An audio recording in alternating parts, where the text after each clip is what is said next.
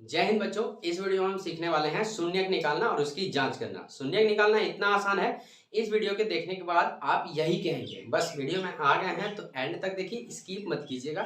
थोड़ा सा आप समय देंगे, शून्यक निकालना सीख जाएंगे। स्वागत है आपका क्लास 10वीं के मैथ्स में। सीरीज को कंटिन्यू करते हुए हम आ चुके हैं चैप्टर 2 में, और चैप्टर 2 में हम देख रहे हैं बहुपद, जिसमें से हम देख रहे हैं प्रश्नावली 2.2। ये चूंकि न्यू बुक्स है और न्यू बुक्स में ना प्रश्नावली 2.2 में मात्र 2 ही क्वेश्चन हमें पढ़ने हैं, क्योंकि आप जानते हैं कि सिलेबस को बहुत तरह से घटा दिया गया है। 40% सिलेबस आपका 10वीं में कम हो चुका है और 9th में भी। तो यहाँ पर प्रश्नावली 2.2 में आइए प्रश्न 1 को पढ़ते हैं और हमसे क्या पूछा गया वो भी हम जान लेते हैं। तो प्रश्न है यहाँ पे, निम्न द्विघात बहुपदों के शून्य ज्ञात कीजिए और शून्यकों तथा गुणांकों के बीच संबंध की सत्यता की जांच भी कीजिए। यानी कि हमें दो चीज निकालने के लिए बोला गया है, पहला तो शून्य ज्ञात करना और दूसरा उसको जांच करना। तो आइए सबसे पहले हम शून्यक निकाल लेते हैं। क्वेश्चन 1 का हमने यहाँ पर दूसरा लिया है, क्योंकि पहले को हमने हल कर लिया है इससे पहले वाले वीडियोज में। आइए यहाँ पे हम दूसरा देखते हैं। तो प्रश्न है यहाँ पे 4s² माइनस 4s+1 ओके बराबर 0। यहाँ पे आप बराबर में 0 लगा सकते हैं, क्योंकि इससे कोई भी फर्क नहीं पड़ता, ये खुद से आप दे दीजिए। अब देखिए इसके 2-3 स्टेप्स हैं, हमने पहले वाले वीडियो में आपको भी बताया है, इसमें भी बता रहा हूँ। अब ध्यान से देखिए, 2-3 स्टेप को आप फॉलो करेंगे, आपका शून्य निकालना क्लियर हो जाएगा, आपके दिमाग में बैठ जाएगा। पहला स्टेप तो ये है कि फर्स्ट और लास्ट को गुना करवाइए। तो फर्स्ट स्क्वायर और लास्ट में क्या है 1, इन दोनों को आप गुना कराते हैं तो कितना आता है 4s² आता है। इसे आप दिमाग में साइड में रखिए। यहाँ के बाद आपका दूसरा जो स्टेप होगा, इस बीच वाले को 2 भागों में तोड़ना रहेगा। जी हाँ, बीच वाले भाग को जैसे ही 2 भाग में तोड़ोगे, आपका आधा से ज्यादा काम खत्म हो जाएगा, बस जाइएगा नहीं। यहाँ पर क्या करेंगे 4s² का 4s²। अब ये -4s को ऐसे 2 भाग में तोड़ना है कि इसे जोड़ने या घटाने पर -4s आ जाए और उसी को गुना करने पर 4s² भी आ जाए। आइए वो कौन सा डिजिट है समझते हैं। जैसे यहाँ पे हम लिखेंगे -2s और ये -2s। अब देखिए -2s को जब जोड़ेंगे तो -4s हो जाएगा। ये पहला कंडीशन फुल हो गया। और दूसरा कंडीशन क्या कहता है, जिसको भी आप तोड़े हैं उसको आप गुना करवाइए। तो गुना करवाने पर उतना ही आएगा जो फर्स्ट और लास्ट को गुना करने पर आया था। तो देखिए यहाँ पर फर्स्ट और लास्ट को जब गुना किया था कितना आया था भैया, 4s² आया था ना। ओके, अब इसी को गुना करवाइए और इतना आता है कि नहीं वेरीफाई करवाइए। तो यहाँ पे -2s गुना -2s करवाएंगे तो यहाँ माइनस माइनस गुना होके प्लस हो जाएगा, 2 गुना होके 4 हो जाएगा और s गुना होके s² आ जाएगा। देखिए यही वाला आया कि नहीं आया। आ गया सर, बिल्कुल आ गया। ऐसे ही आपको जांच करनी है और बीच वाले को तोड़ के रख देनी है।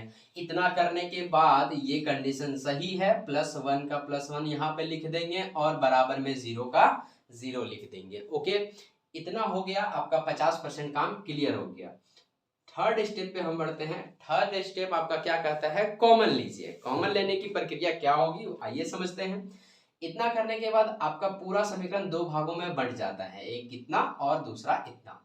कॉमन क्या चीज होती है, कॉमन हम उसी को लेंगे जो दोनों में हो। जैसे यहाँ पे क्या है 4 है, यहाँ पे क्या है 2 है। अगर 4 इसमें है और इसमें भी रहता तो 4 को ही कॉमन ले लेते, लेकिन ऐसा नहीं है।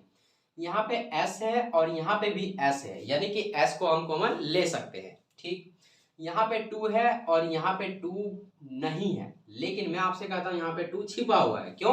क्योंकि 2 का पहाड़ा में 4 आता है कि नहीं, 2 1 कम 2, 2 दूनी 4। तो यहाँ पर हम 2 भी कॉमन ले सकते हैं और s भी कॉमन ले सकते हैं, यानी कि 2s कॉमन ले लेंगे। यहाँ पे 2s हमने कॉमन ले लिया, मतलब कॉमन लेना का मतलब ब्रैकेट के बाहर कर दो, इसी प्रक्रिया का नाम है कॉमन। अब देखिए 2s को हम बाहर कर दिए। अब यहाँ पे क्या है 4s।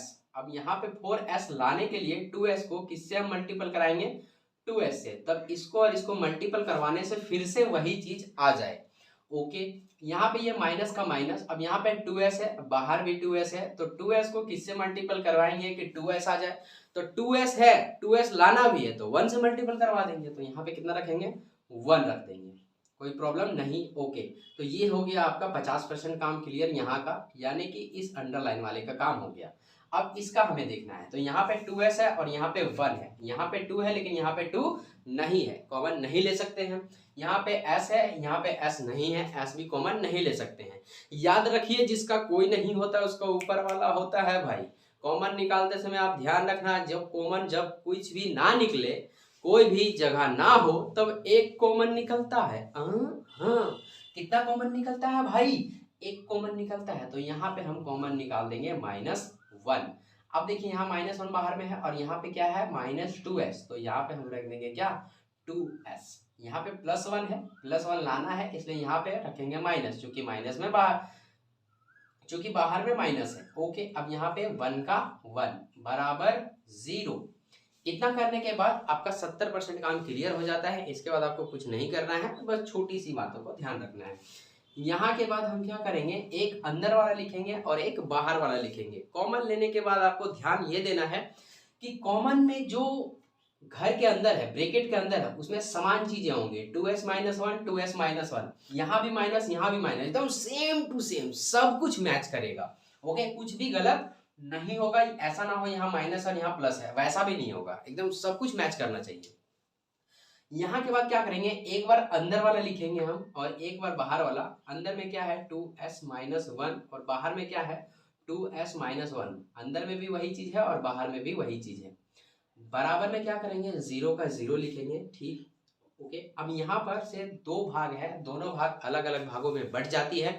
क्या करेंगे 2s - 1 बराबर 0 लिखेंगे और लाइन दे देंगे बीच में, और यहाँ फिर से 2s - 1 बराबर भी 0 दे देंगे। कहने का मतलब ये है कि इसके बराबर में भी 0 था, इसके बराबर में भी 0 था, तो क्यों ना अलग अलग कर लेते हैं भाई। बड़ा होने के बाद, शादी विवाह होने के बाद भाई भाई अलग हो जाते हैं और अपना अपना कमरा बांट लेते हैं पिताजी के संपत्ति का। तो यहाँ पे दोनों का है एक जगह, यहाँ पे अलग अलग बांट लिया। इतना करने के बाद आप क्या करोगे, 2s बराबर, ये जो 1 है माइनस में है, बराबर के इधर प्लस में आ जाएगा, और ये s बराबर 1 का 1 और ये जो 2 है गुना में बराबर के इधर भागा में आ जाएगा, यानी कि s बराबर यहाँ पे 1/2 आ गया। सेम प्रोसेस इधर भी कर रहे हैं, 2s बराबर 1 और s बराबर 1, और ये जो 2 है बराबर के इधर आ जाएगा, तो s बराबर यहाँ भी 1/2 आ गया। यहाँ से हमारा शून्यक निकल गया भाई साहब, 1/2 1/2। तो यहाँ पे हम लिखेंगे अतः शून्यक बराबर, तो शून्यक हमारा निकल चुका है। शून्यक हमें निकालने के लिए बोला था, तो यहाँ पे ये हो गया आपका आंसर। अब हमें इसकी जांच करनी है, तो जांच की प्रक्रिया हम तब करेंगे जब आप इसका एक स्क्रीनशॉट ले लेंगे या फिर इसे नोट डाउन कर लेंगे। जांच के लिए आपको 2 बातों का ध्यान रखना है, एक शून्यकों का योग और एक शून्यकों का गुणनफल। यहाँ पर सबसे पहले हम शून्यकों का योग को लेकर के चलेंगे। यहाँ लिखेंगे चूंकि शून्यकों का योग, शून्यकों का योग का एक फॉर्मूला होता है -b/a। आपको यहाँ पे ज्यादा दिमाग नहीं लगाना है कि बाप रे शून्यकों का योग क्या होता है, आपको इतना याद रखना है शून्यकों का योग बराबर -b/a, बस खत्म। अब चूंकि ये हमारे शून्यक है, 2 शून्यक है हमारे पास, योग बोला है इसलिए हम दोनों शून्यकों को योग कर देंगे, यानी कि जोड़ देंगे। 1/2 + 1/2 बराबर -b/a। -b/a है, यहाँ पे आ जाइए समीकरण में, ये फर्स्ट वाला a, सेकंड b और थर्ड वाला आपका c कहलाएगा। तो यहाँ -b/a है, यहाँ पे b के स्थान पे -4 है, ये माइनस का माइनस और ये 4 का 4 और बटे में कितना हो जाएगा a का जो मान है वो यहाँ पे 4 है, तो यहाँ हम 4 लिखेंगे। अब इसका क्या करेंगे, भिन्न का जोड़ ले लेंगे, तो कितना आ जाएगा 2 LCM आ जाएगा। 2 का पहाड़ा में 2 कितने बार में, एक बार में, तो ऊपर वाला एक बार। सेम प्रोसेस 2 का पहाड़ा में 2 कितने बार में, एक बार में, तो ऊपर वाला एक बार। यहाँ पे माइनस माइनस क्या हो जाएंगे, प्लस हो जाएंगे, 4/4 हो जाएगा। अब यहाँ पे क्या हो जाएगा 2/2 और बराबर में कितना 4/4। इसको आप कट करोगे तो कितना आएगा 1 बराबर 1 आ जाएगा। यहाँ पे कहने का मतलब यह है कि दोनों तरफ आपका बराबर आ गया। इसका मतलब ये कि शून्यकों का योग के मामले में आपका सॉल्व सही है, आप सही से हल किए हैं। इसके बाद हम अगेन शुरू करेंगे शून्यकों का गुणनफल। तो यहाँ हम लिखेंगे शून्यकों का गुणनफल। शून्यकों का गुणनफल बराबर होता है C बाय ए। अब यहाँ शून्यकों का गुणनफल बोला है, हमारे शून्यक यही है, मतलब क्या करना है, शून्यक को आपस में गुना करवा देना है।